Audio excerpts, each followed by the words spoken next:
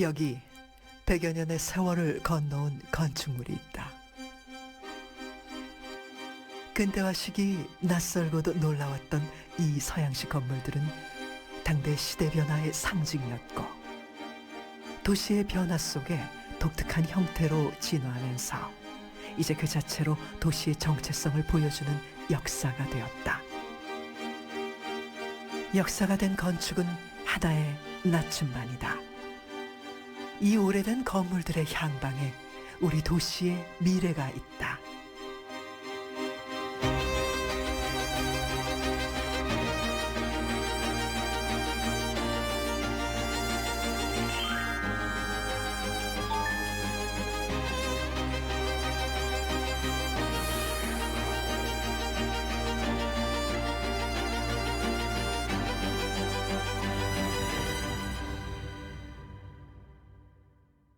용서하시고 영원한 생명으로 이끌어 주소서.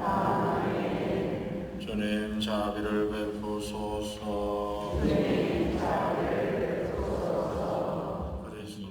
1902년 대구에 등장한 최초의 서양식 성당. 프랑스인 푸아넬 신부가 설계한 계산성당은 지난 120여 년간 수많은 시민들의 간절한 염원을 담아온 대구의 대표적인 근대 건축물이다. 낯선 이국 땅에 와 복음을 전하고자 했던 수도자에게 성당 건축은 신의 존재와 언어를 번역해서 공간의 체험으로 바꾸는 일이었다. 처음 지었던 한옥식 목조 성당이 완공된 지 얼마 안 돼 화재로 잿더미가 된 후 프랑스인 로베르 신부는 불에 강한 벽돌식 설계도를 입수하고 새로운 희망을 설계했다. 당시 계산성당 신자들은 인근에 벽돌 공장을 짓고 벽돌 수만 장을 직접 찍어냈다. 그렇게 착공 1년 만에 대구 최초의 서양식 성당이 완성됐다. 김수환 추기경이 사제사품을 받은 곳이자 박정희 전 대통령이 결혼식을 올린 장소. 계산성당은 우리나라 근현대 역사에서도 중요한 의미를 지닌 공간이다. 뭐 대단했죠. 그러니까 그 자부심 지금 보시면 알지만 정성이 다 들어가 있다는 걸 느끼잖아요. 벽돌 하나하나에 한 장 한 장에 다 정성과 기억이 다 들어가 있는 거 보이니까 저희가 지금 그냥 봐도 감동이 되는 거죠.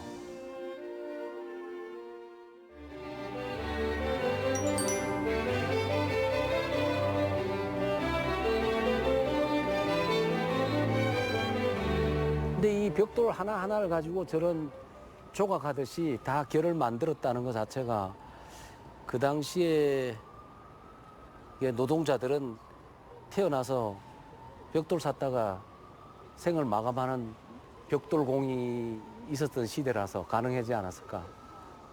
마치 이순신의 거북선 안에 들어가서 평생 노르졌다가 죽은 사공처럼 똑같은 거죠. 그걸 숙명처럼 받아들인 거죠.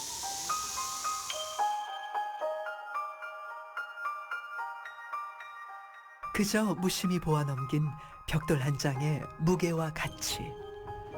그것에 주목할 수 있을 때 근대 건축의 이야기는 새롭게 시작된다.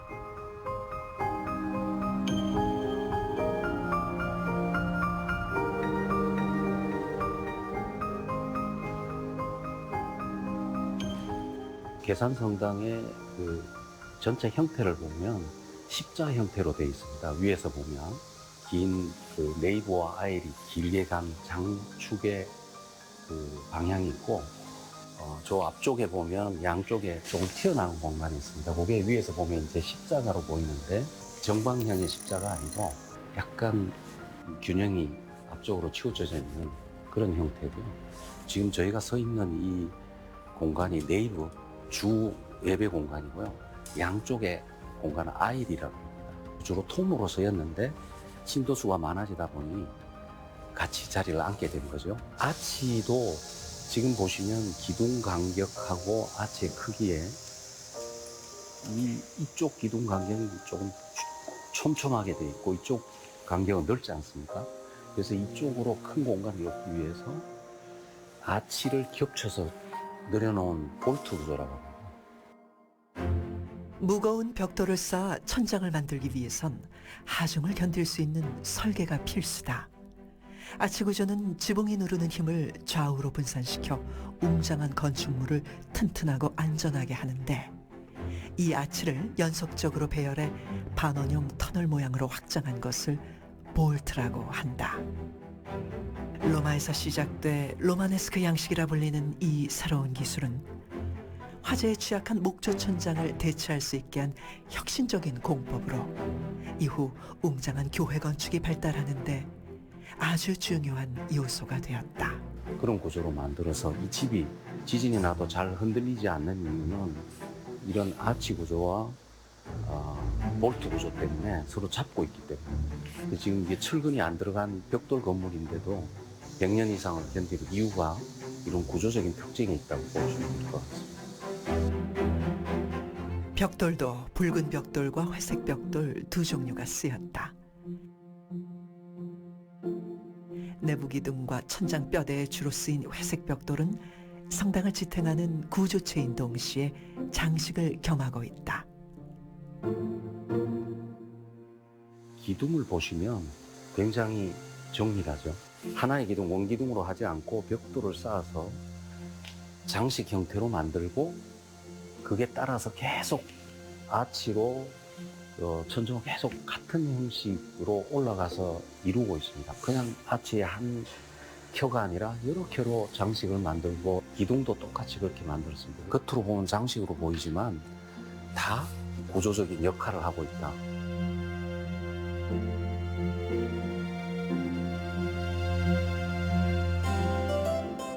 이렇게 형성된 길고 높은 회랑은 미사를 집전하는 제단을 향해 나아간다.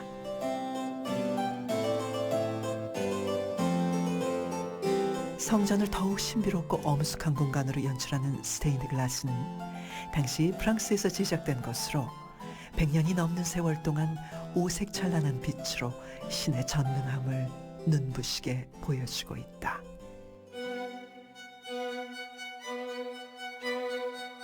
서울 명동성당과 평양 관우리 성당에 이어 국내에 세 번째로 세워진 서양식 성당.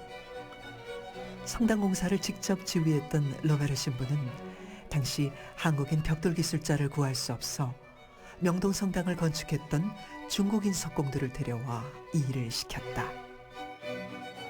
화재로 첫 성전을 잃은 신부에게 몇백 년을 버틸 견고한 벽돌 성당을 짓는 이 일은 자신의 믿음을 지키는 일생일대의 과제였을 것이다. 특히 오랜 비바람을 견뎌야 하는 외벽은 벽돌 한 장 한 장 허투루 쌓은 것이 없다.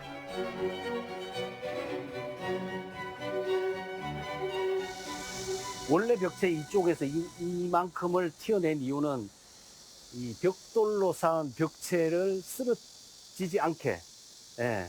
그러니까 조금 흔들렸을 때 잘못한 벽돌이다. 요즘 지진이 나서 모로코 지진 때도 흙으로 진 건물들이 다 무너지지 않습니까?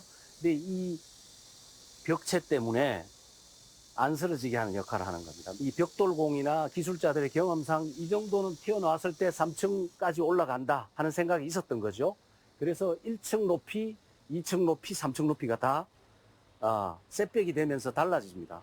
위에서는 저 정도 벽체로 지탱해도 되고 1층은 이 정도 벽체로 튀어나와야 이 벽체가 쓰러지지 않는다고 경험치를 갖고 있었던 거죠.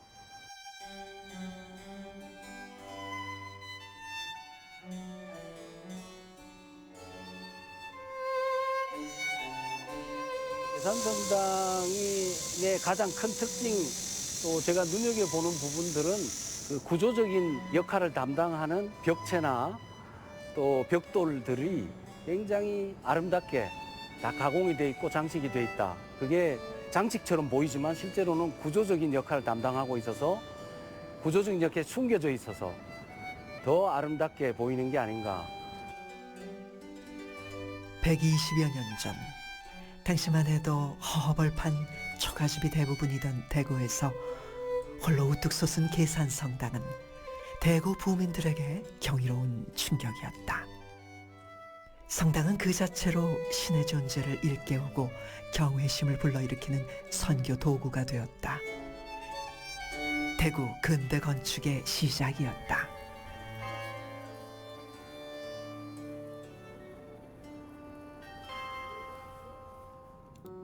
1900년대 초 대구의 몽마르트로 이름난 청라언덕에서도 서양 선교사들에 의해 새로운 근대화의 길이 열리고 있었다.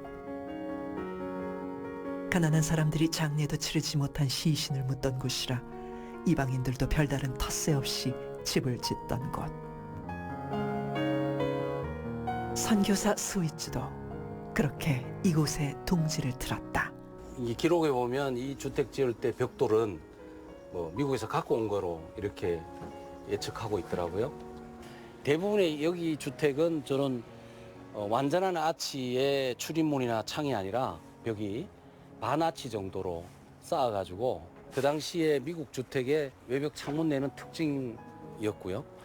1층의 거실 공간에서 이렇게 보면 좀 튀어냈던 이런 그 육각형 형태로 튀어냈던 부분이 이제 이 부분입니다.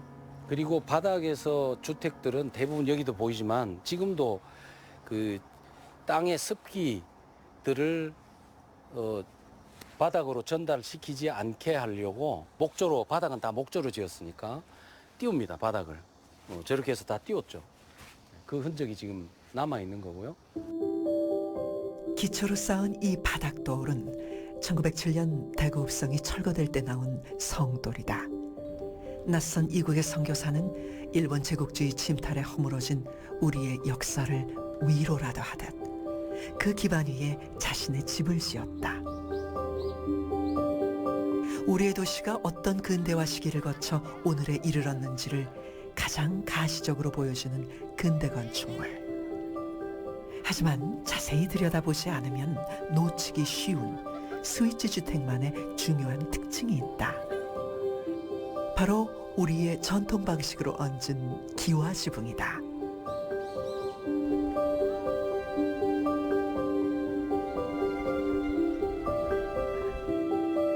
청라언덕에는 총 3채의 선교사 주택이 보존돼 있는데 다른 선교사들이 살던 챔니스 주택이나 블레어 주택은 당시 미국 방식 그대로 아스팔트 싱글 자재로 지붕을 얹었다. 무게가 가벼워 시공이 간편할 뿐 아니라 가격도 저렴하고 관리도 쉬운 장점. 어쩌면 거기 두고 온 고향에 대한 향수도 더해졌을 것이다. 하지만 선교사 스위츠는 굳이 어려운 길을 선택했다. 벽돌은 양식으로 쌓았지만 지붕을 목조로 만들고 한식기와를 얹은 건데 그 한식기와를 얹은 것조차도 우리 전통 그 한옥처럼 전통 건축의 석가래 구조를 도입해가지고 지붕 구조를 만들었다는 거예요. 그러니까 그 한식과 양식의 절충형으로 보시면 될 겁니다. 굉장히 독특한 형태의 주택이라고 보시면 되겠죠. 미국식 설계대로 경사도가 심한 박공지붕 모양의 골두까지 있는 상황이라 여기에 기와를 얻는 일은 결코 쉽지 않았을 것이다. 그런데도 스위츠 선교사는 층층이 아름다운 한식 기와로 지붕을 장식했다. 스위츠 선교사가 여자분이고 굉장히 그 한국 사람들하고 친하게 지내고 소통하고 이 한국의 정서를 가장 잘 이해하고 담으려고 했던 선교사가 아닌가. 말도 안 통하고 하는 한국 사람들한테 선교를 하는 목적으로 그래 너들 방식으로도 한번 해보자 뭐 하는 특히 선교사들이 얼마나 많이 고민을 했나 싶어요. 여러 가지로 굉장히 의미 있는 근대 건축물 중에 하나입니다. 주택 중에서도. 낯선 문화가 새롭게 이식되는 근대화 시기. 일상의 삶을 담는 주택 건축에선 이곳에 스며들고 싶었던 100년 전 이방인의 애틋한 마음이 우리의 전통과 결합해 아름다운 유산을 남겼다. 그렇게 우리의 도시 풍경은 조금씩 달라지고 있었다.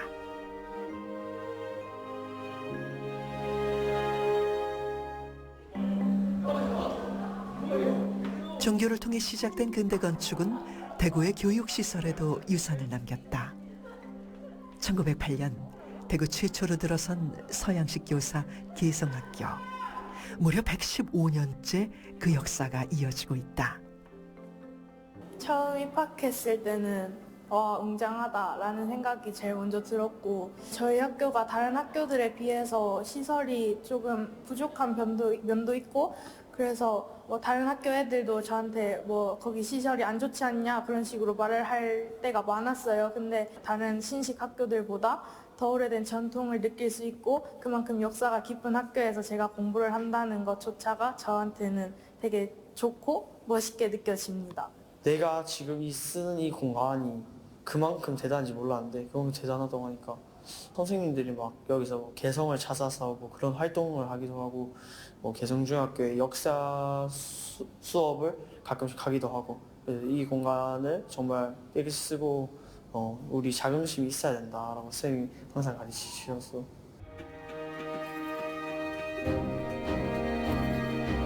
오래된 교실은 이곳이 간직한 역사만으로도 이미 훌륭한 교과서다.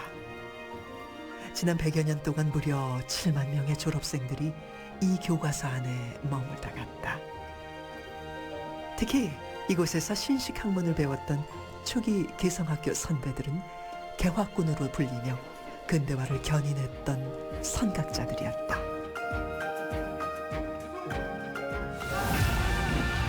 학교의 역사는 모두의 자부심이 되었다.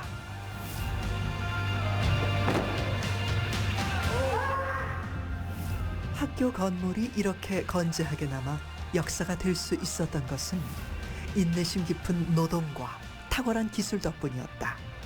창문에 보면 반아치를 사용해가지고 했는데 여기는 다 그냥 평아치예요. 그리고 기술적으로 자신감이 붙었던 거죠. 이렇게 해도 처지지 않는다는 자신감 붙어서 이게요. 자세히 보시면 판석이 아니고 통돌이에요. 전부 다 이게. 판석이면 이렇게 보여야 되는데 이게 하나잖아요. 통돌을 사키식으로 올린 거예요. 이게 굉장히 힘든 구조를 이렇게 쌓아 올렸어요. 여기 보시면 이게 돌 한 덩어리예요.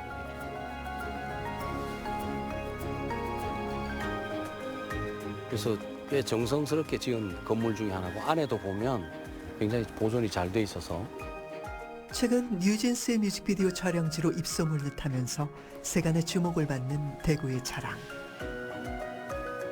야, 이거 보세요.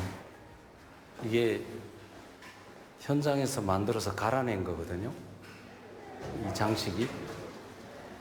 이게 다 현장에서 만들어서 몰탈 미장해놓고 갈아낸 거예요. 갈아낸 게 이거 보세요. 저 위에 문양까지. 그러니까 요거 하나, 이건 또 따로 한 거죠. 이것도 다 갈아낸 거예요. 요즘은 보기 힘든 섬세한 시공 기술이 고스란히 남아있다. 바닥도 다 이렇게 돼 있잖아요. 그러니까 요거를 색깔 다르게 해서 여기 색깔, 그 돌 색깔, 몰탈 색깔, 그다음에 요 돌 색깔, 몰탈 색깔 다르게 해가지고 구분해서 황동 줄눈으로 해놓고 갈아낸 거죠. 지금 요즘은 이 정도 기술이 없어요. 이렇게 하는 사람도 없고. 굉장히 이거 보세요. 요 지금 요런 형식 원래는 돌로 해야 맞는데 이걸 현장에서 만든 거예요. 전부 다 갈아내서. 굉장한 정성이 들어가 있는 거죠. 허물고 사로지었다면 미쳐보지 못했을 당시의 귀한 공법들.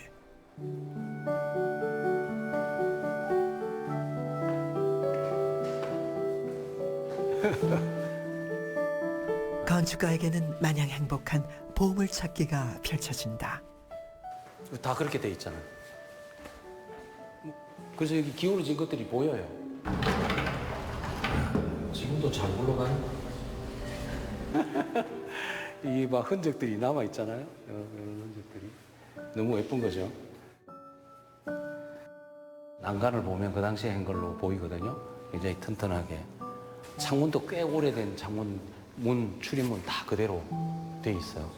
이렇게 학교가 잘 보존한 데가 드뭅니다. 더 부시고 새로 짓는데 이제 개성이 자존심인 거죠. 이게. 개성은 사실 근대건축은 보고해요. 그러니까 많이 남아있어요. 이 건물을 지은 사람들은 이후 115년의 세월을 와, 계산했었을까? 참 개성의 자부심이네요. 이게 보니까. 1900년대 초 자신의 사택을 임시학교로 사용했던 선교사 아담스는 1908년 중국인 벽돌공과 일본인 목수를 동원해 영남 지역 최초의 양옥학교를 건립했다.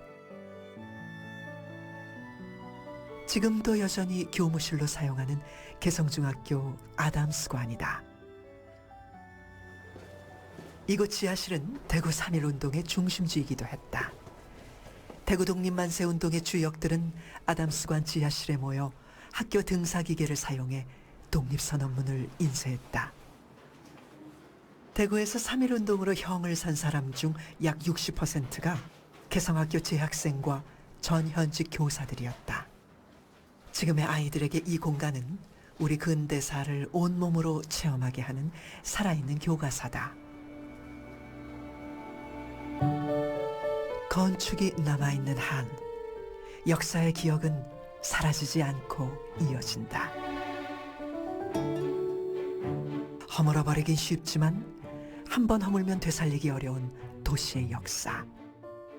우리가 불편함을 감수하고서라도 근대 건축을 보존해야 하는 이유다. 대구의 근현대 역사를 한눈에 조망할 수 있는 대구 근대 역사관. 2011년 개관한 이곳은 일제강점기 일본이 조선 수탈을 위해 특수은행으로 건립한 건물이다. 한때는 은행 금고였던 이곳에서 사진엽서에 담긴 식민지 대구의 근대 풍경을 고스란히 만날 수 있다. 이제는 우리가 결코 잊어서는 안 될 도시의 아픔과 과거를 보관하는 역사의 금고가 된 것이다. 1930년대 유럽의 근대 건축에 영향을 받은 일본은 당시 식민지에 대한 권위의 상징으로 지하 1층, 지상 2층 규모의 웅장한 은행을 건립했다. 이 시기 대구 도심 곳곳에 일본 자본이 침투하면서 건축 자재와 공법이 다양해졌고 대구의 풍경도 급속하게 달라지기 시작했다. 철근 콘크리트 구조로 된 이 건물이 그 표본인 셈이다. 비교적 원형 그대로 보존된 이 건물의 상부벽은 당시 독일에서 직접 가져온 흰색 타일을 붙였다. 독일에서 대구까지 8,215km의 항해 끝에 90년을 지탱해온 타일이다.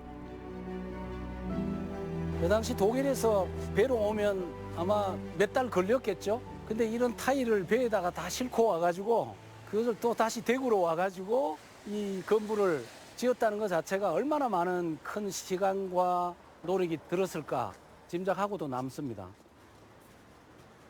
타일의 종류가 제가 볼 때는 한 50에서 100가지 정도 될 정도로 굉장히 다양한 타일이 많이 쓰였습니다. 현대에서도 이렇게 타일을 다양하게 사용한 애는 드문데 이미 당시에 유럽에서 이런 건물을 많이 지은 그런 형식으로 보입니다. 그래서 그걸 갖고 와서 여기서도 같은 형식으로 지은 걸로 보입니다.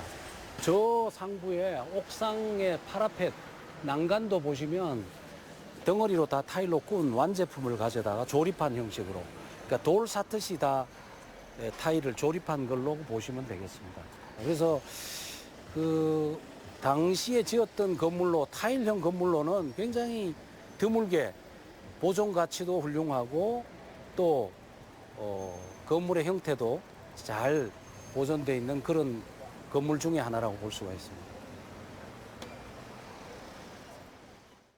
광복 후 한국산업은행이 되면서 내부를 개조했지만 곳곳에 원형이 남아있다. 내부에서 원형이 가장 잘 보존된 것은 이 계단의 난간으로 보입니다.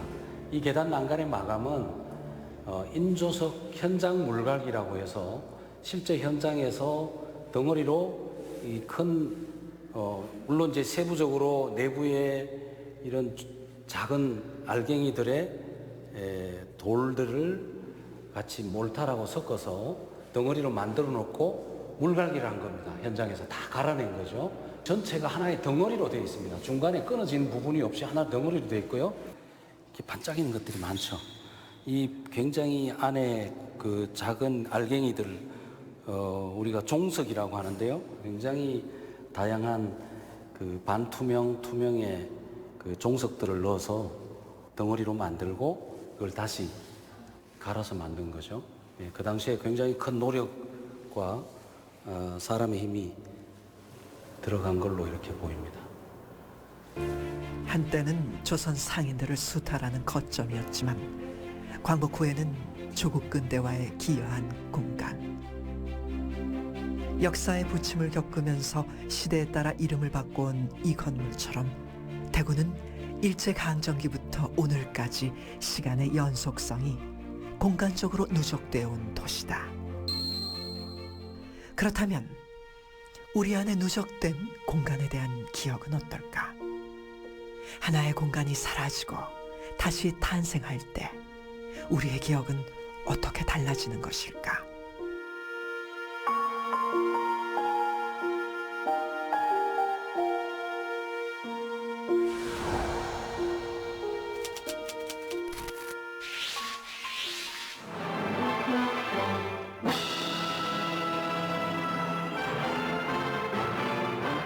(2013년) 새롭게 문을 연 고품격 클래식 전문 공연장.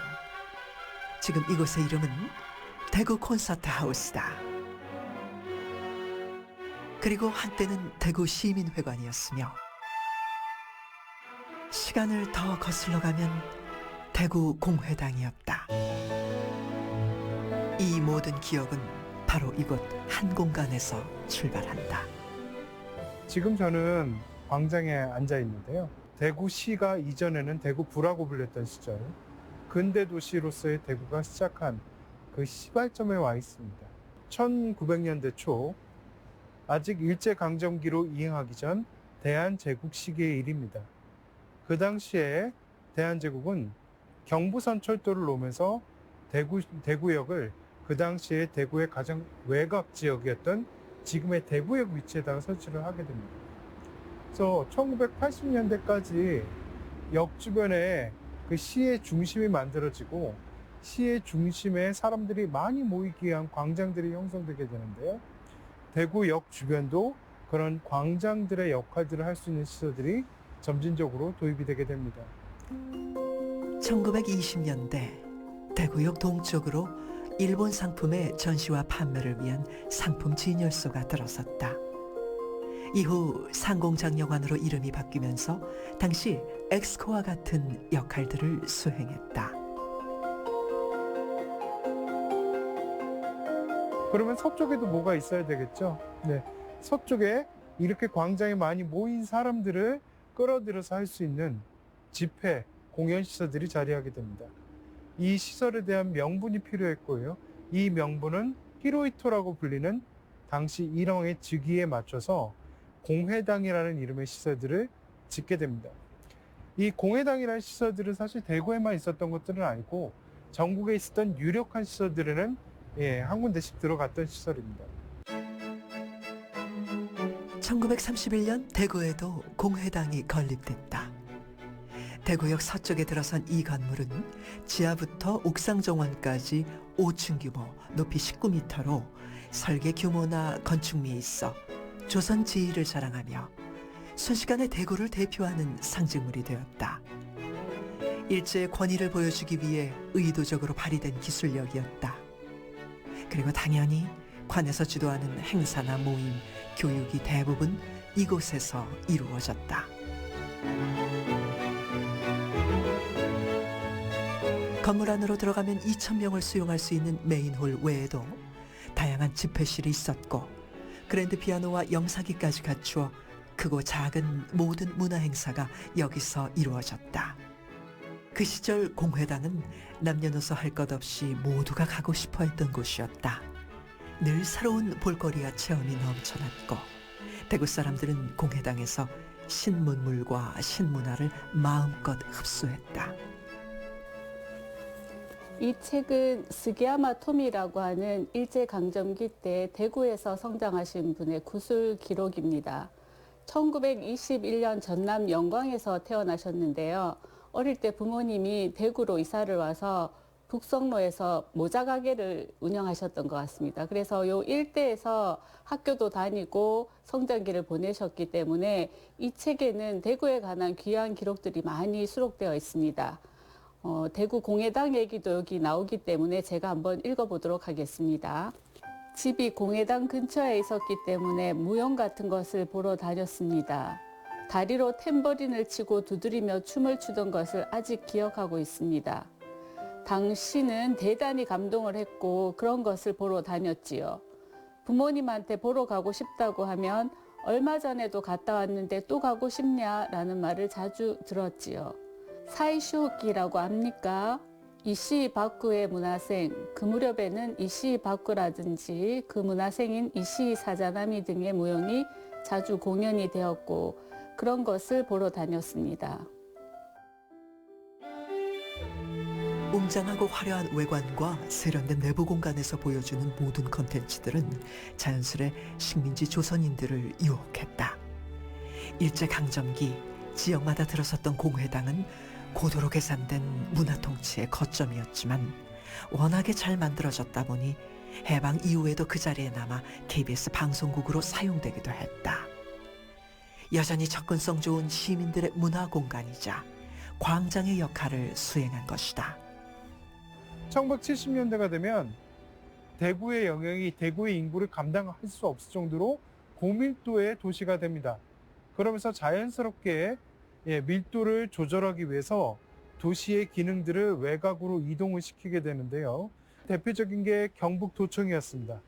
경북도청은 1959년부터 이전 계획을 세워서 1966년에 현재의 상격청사 위치로 이동을 하게 되고요. 그러면서 그 이후에 주거지들이 택지 개발들이 되기 시작하고요. 이 와중에서 당연히 기존의 대구의 중심지에서 북쪽으로 연결시킬 간선도로가 시내에 필요하게 됐고요. 이 간선도로는 기존의 가장 핵심적인 도로였던 중앙로를 연장시키는 방식으로 만들어지게 됩니다. 그러다 보니까 이 중앙로의 연장 방식이 광장의 한 복판이었던 대구역과 콘서트 하우스 사이를 지나가는 방식으로 된 것이죠. 그러면서 대구역의 기능도 축소를 했어야 됐습니다. 왜냐하면 대구역을 건너갈 수 있는 건축적인 기술들을 고려해 봤을 때 그 당시에 철로들이 너무너무 많았거든요. 대구의 북쪽의 확장은 동대구역의 신설을 요구하게도 됩니다. 그래서 경북도청이 1966년에 이동을 했고 1969년에 동대구역이 만들어졌고요. 1971년에 드디어 이 광장을 쪼개면서 지금 대구역과 콘서트홀 사이에 지하차도들이 만들어지게 됩니다. 이 당시에 이 지하도로 계획은 대한민국 전체에서도 대단히 중요하게 고려됐던 계획이었고요. 당시의 이름은 대구역 남북 소통계획이라고 할 정도로 꽤 이름도 거창하게 붙여져 있었답니다. 대구 북쪽이 확장되고 동시에 서쪽 공회당 기능이 상대적으로 약화되기 시작하면서 대구시는 당대 최고의 건축가 김인호에게 공회당을 대체할 새로운 건물의 설계를 맡겼다. 그렇게 1975년 대구 시민회관이 탄생했다. 대구 시민이라면 누구나 한 번쯤은 가본 대구의 상징. 시민회관은 대구 근대화 과정에서 우리 모두가 공유하는 집단 기억이다. 가난했던 시절 일상만은 풍요롭게 바꿔주었던 이곳에서의 기억이 오늘의 대구 시민들을 만들었다고 해도 과언이 아니다. 시민회관 하면 제 학창시절 기억과도 굉장히 관련이 깊은 곳인데요. 고등학교 때 1년에 한 번씩 문화교실이라는 게 있어가지고 전교생이 다 같이 가서 영화를 봤던 기억이 있습니다. 잘 떠오르지 않아서 친구 몇몇한테 전화를 해봤더니 뭐 바람과 함께 사라지다, 배너 이런 명작들을 봤다고 하고요. 뭐 예스터데이라든가 뭐 이런 영화도 봤었다고, 자기 사춘기 때 사랑의 감정, 자기의 어떤 감성을 형성하는데 지대한 영향을 미쳤던 영화라고 하더라고요. 시화전 같은 게 있어서 보러 갔던 기억도, 방공교육을 받으러도 한 번씩 갔던 기억도 납니다. 우리 세대들한테는 굉장히 잊을 수 없는 그런 공간이 아니었나 생각을 합니다. 대구 최대 번화가인 동성로. 대구 상권의 중심인 만큼 시시각각 그 모습이 달라지는 곳이다. 지금도 여전히 만남의 장소로 손꼽히는 이곳은 한일극장 앞이라는 한 단어로 대구의 고유 명사가 된 곳이다. 수십 년 전부터 계속해서 대구 사람들의 만남의 장소인 이 자리는 일제강점기 조선에서 으뜸가는 호화 건물로 이름난 영화관이 있던 곳이다. 1938년 일본인에 의해 대구 키네마 구락부라는 이름으로 개관된 한일극장. 당시 극장은 영화뿐 아니라 연극이나 판소리 같은 다양한 장르의 예술 활동이 펼쳐지던 최고의 대중 오락 공간이었다. 근대적 문화 공간이 전무했던 동성로에 들어선 대구 키네마 구락부. 극장도 극장이지만 건축물 그 자체도 사람들의 이목을 끌었다. 지상 3층, 지하 1층 규모. 서양의 건축 양식과 현대 건축을 결합시킨 한일극장은 건물이 완공되기 전부터 이미 사람들의 기대를 모았다.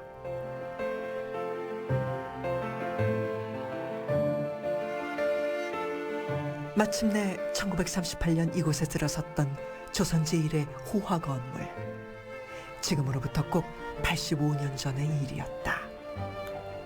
지금 여러분들은 대구에서 가장 뛰어난 공연시설이 있었으나 지금은 현재 사라진 그런 CGV 한일극장 앞을 지금 보고 계십니다. 할 얘기가 좀 많아서 앉아서 진행하도록 할게요. 한일극장은 사실 굉장히 뛰어난 건물이었습니다. 건축적으로나 그리고 대구라는 도시 역사 전체 차원으로 보나요. 역사의 현장 속에서 한일극장은 계속 그 자신의 역할들을 수행해 왔습니다. 이 극장은 국립극장으로도 활용이 됐었어요. 이게 가능했던 거는 이 건물이 1930년대 전 세계 어디에 내놔도 떨어지지 않는 디자인적, 구조적, 건축 기술적 특징들을 갖고 있기 때문입니다.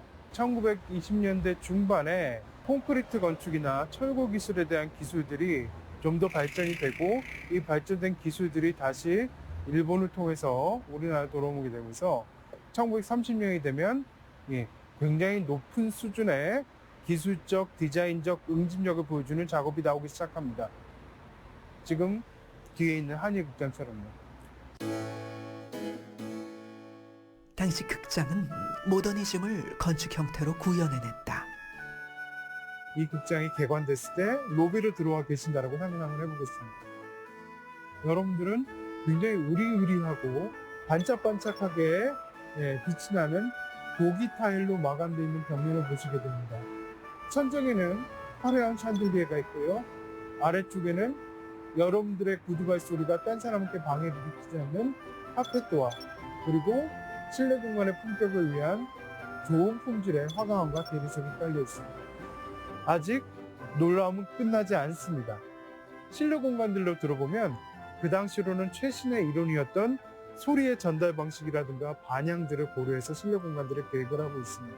극이 시작하거나 끝날 때 내려오는 커튼들도 이 당시로서는 너무너무 세련되어 있는 자수와 십장생이나 화려한 문양으로 장식된 커튼들도 확인할 수 있으실 거예요. 이후 이 화려한 극장은 해방과 전쟁을 거치며 대한민국 역사의 한복판으로 들어왔다. 전쟁 그리고 피란. 문화시설은 꿈도 꿀 수 없던 열악한 시대 상황 속에서 한일극장은 뜻하지 않게 대한민국의 문화 중심에 서게 된다. 1953년 한국전쟁으로 무너진 서울 국립중앙극장을 대신해 국립중앙극장으로 지정된 것이다. 뛰어난 시설 덕분이었다. 국립중앙극장으로 지정되면서 무대가 확장되고 좌석도 1300석 규모로 늘어났다. 4년 뒤 서울의 국립극장이 재개관하기까지 한일극장은 대한민국이 가장 힘든 순간 문화예술로 희망을 보여주던 귀한 공간이었다. 그러나 1990년대로 접어들면서 대구는 도심지의 이런 저밀도의 단독 극장을 두기에는 너무 벅찬 경제 성장에 맞닥뜨렸다. 한일극장이라는 규모가 감당하기에 동성로의 성장은 훨씬 더 거대하고 빠르고 예측할 수 없는 방향으로 일어났습니다. 그래서 너무나 저는 개인적으로 안타깝게 생각을 하는데요. 이런 와중에서 건축적인 가치가 대단히 높음에도 불구하고 한일극장은 1995년 영업을 멈출 수밖에 없게 됩니다. 그리고 96년에서 2000년 사이에 건축가의 입장으로 보면 시설이라도 좀 활용이 됐으면 좋았겠지만 여러분들이 보시는 이 복합시설과 극장이 결합된 방식으로 다시 개발이 되게 되죠. 어떻게 보면 1960년대 그 당시에 극장을 운영하시던 분들의 꿈대로 복합시설이 만들어졌지만 아쉽게도 원래 건물이 가지고 있는 가치들은 주변 건물에 묻혀서 큰 차별성 없게 묻히게 되었습니다. 과연 우리 도시는 발전한 것일까? 오래된 극장 하나 품지 못하는 도시가 과연 우리가 꿈꾸던 미래였을까? 대기업이 운영하는 복합 영화관이 들어섰지만 여전히 한일극장 앞으로 불리는 기억 속의 공간.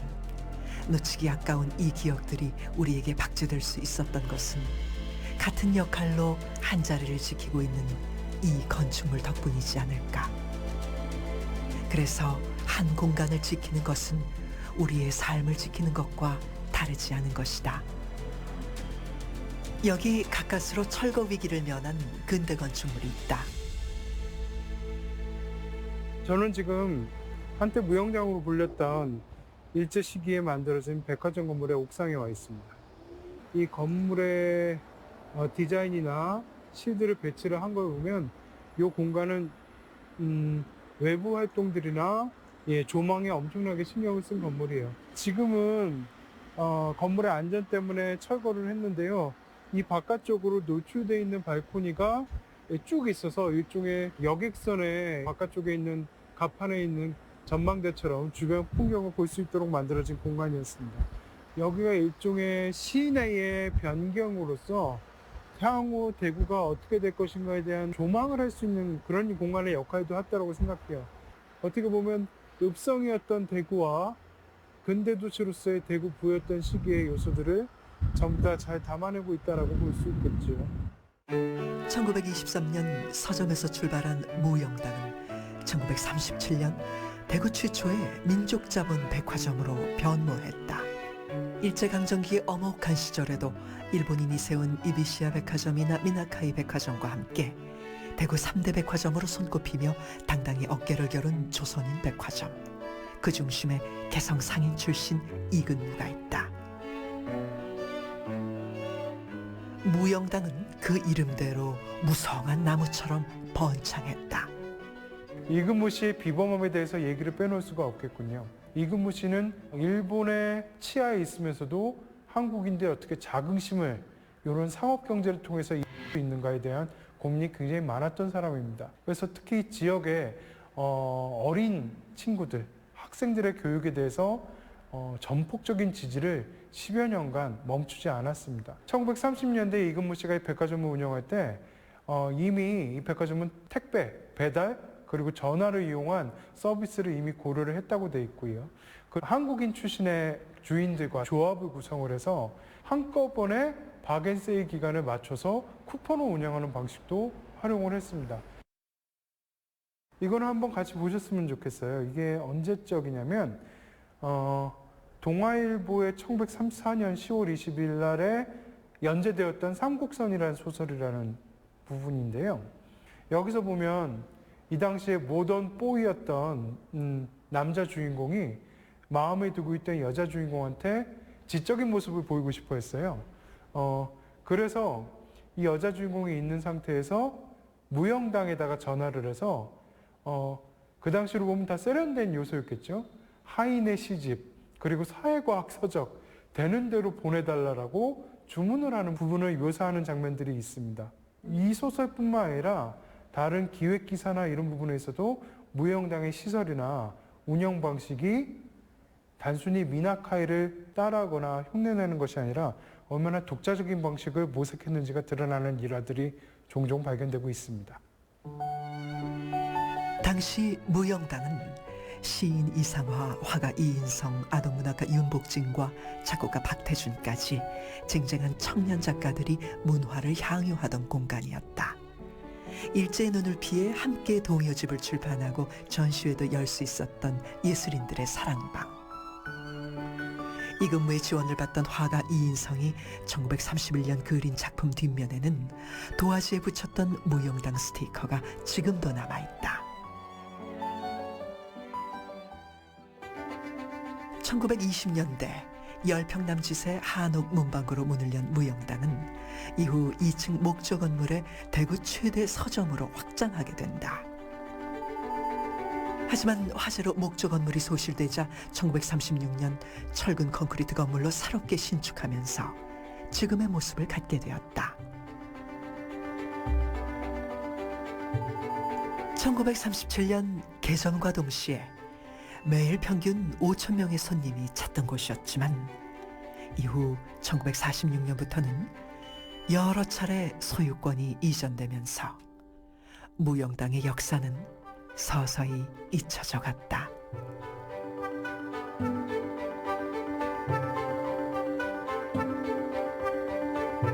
건물의 주인과 용도가 바뀌면서 내부 구조나 형태도 조금씩 변화될 수밖에 없었다.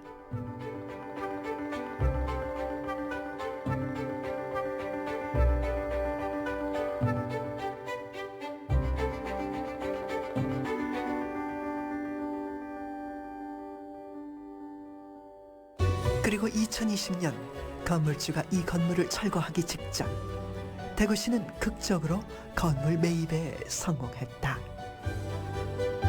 자칫 우리 도시에서 사라질 뻔했던 무용당의 역사와 문화가 기어코 대구 시민들의 품으로 돌아왔다.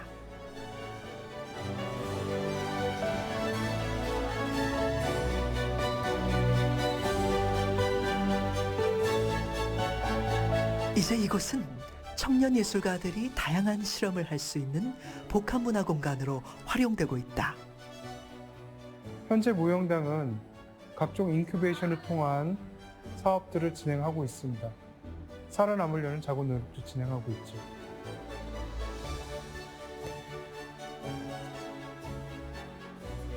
무용당은 어쨌든 살아남았습니다. 한일극장과 콘서트하우스와 달리 살아남았죠. 이 점은 그 자체로 중요하고 건물의 보존은 대단히 중요한 이슈입니다. 하지만 저는 이 시점에서 조금 확정적인 이야기들을 여러분들과 나눠보고 싶습니다. 건물을 그 자체로 남긴다라면 그 건물의 가치는 잘 남아 있게 될까요? 저는 그렇지 않다라고 생각합니다. 건축은 그 자체가 도시를 구성하는 구성 요소이자 도시에 영향을 미치는 영향인자입니다. 그런 차원에서 저희는 도시를 건축과 연결시켜서 생각해 볼 필요가 있습니다. 그렇게 된다면 이렇게 건물을 고립시켜서 보존시키거나 원형을 유지하는 태도들은 어떻게 보면 박제시키는, 시체를 전시시키는 태도와 크게 다르지 않을 수도 있겠습니다. 여기에 대해서 저는 면적 보존과 활용이라는 측면들을 이제는 대구 시민들 전체가 고민해야 되지 않을까 싶습니다. 각각의 건축물이 하나의 점이라면 건물 사이를 오가는 우리의 발걸음은 점과 점을 연결하는 선이 되고 그 선과 선이 만나 면이 될 것이다.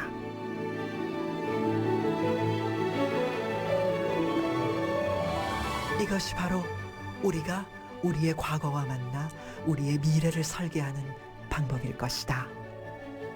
제가 지금 손에 들고 있는 이 책에는 일제강점기 때 이 거리를 사진으로 찍은 엽서 한 장이 수록되어 있습니다. 그 엽서를 보면요, 지금 현재 이 길거리 풍경과 거의 엽서 내용이 일치하는 것을 볼 수가 있습니다. 약 100년의 시간이 이렇게 겹쳐진다. 이 두 책에는 저 뒤에 건물에 대한 기록이 나와 있는데요. 오미야 식료품이라고 하는 가게가 있었던 자리입니다. 저 가게에서는 어린아이들이 먹는 과자, 초콜릿 같은 것들도 취급하고 있었고 그다음 문방구, 레코드 같은 것도 취급을 했던 모양입니다. 그래서 저 가게에서는 샘플 케이스를 싣고 다니면서 집집마다 필요한 물건을 주문받으러 다니기도 했던 모양입니다. 그 당시 아이들의 공통된 기억들이 있었다는 식으로 기술이 되어 있습니다. 이때 살았던 사람들한테는 굉장히 기억에 남아있는 그런 가게였던 모양입니다. 같은 자리에서 100년의 시간을 거쳐온 건물이잖아요. 이 지역의 역사이기도 하고 지금까지도 이어지는 우리들의 기억이기도 하니까 그런 건물이 가진 역사성이라든가 삶의 공간에 대한 의미를 다시 한번 생각해보는 계기가 되지 않을까요? 이곳엔 1년 전 오늘과 100년 전 오늘이 하루하루 수천 수만 겹으로 쌓여 있다. 밀도 높은 공통된 기억은 우리 개개인의 정체성이자 도시의 정체성이다. 저는 지금 콘서트 하우스 앞에서 대구역을 바라보고 있어요. 제가 이쪽에 오게 되면 여기 서서 풍경들을 바라보는 걸 꽤 즐기는데요. 왜냐하면 여기서 바라보는 풍경에서 저는 없었던 시기에 대구의 시공간을 압축해서 보는 듯한 압도감을 주기 때문이에요. 저는 여기서 대구라는 도시가 생로병사를 겪는 하나의 생명체가 아닐까 생각이 들 때가 있습니다. 소년기, 청년기를 거쳐 대구는 지금 장년기에 돌입한 것 같습니다. 앞으로의 대구는 어떻게 바뀔까요? 도시는 지금 이 순간에도 끊임없이 움직이며 시시각각 변화한다. 건축과 건축이 만든 공간. 이 공간 사이 축적된 시간을 읽는 일은 우리가 도시의 과거를 기억하는 방식이자 오늘의 시간을 더해 우리 스스로 우리의 미래를 열어가는 방법이 될 것이다.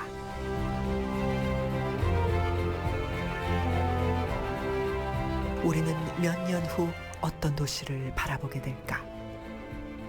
우리가 가 닿은 그곳에서 어떤 풍경을 마주하게 될까?